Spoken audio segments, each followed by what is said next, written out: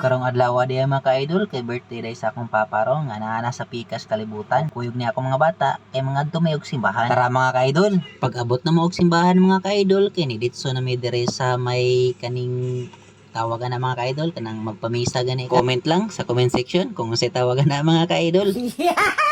After day na mo diya nagpamisa mga ka-idol kay ni ditso na pod may dire aning padagkutan kay managkot na sad mi.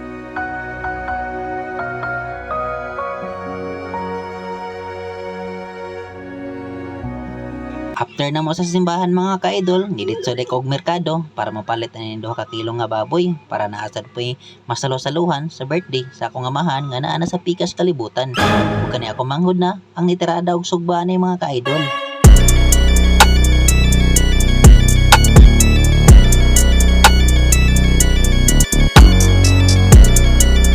Ug mauna ang among handa mga ka-idol, ug ang cake mga ka-idol, grabe kagamay mga ka-idol.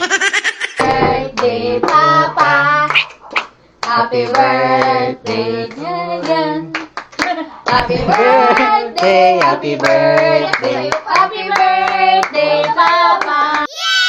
Humana mo og kanta mga ka-idol, mga unta mga ka-idol.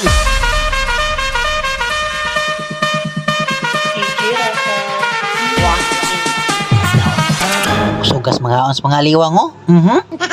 Humanog pangaon na mo diha mga ka-idol, syempre di gini mawala.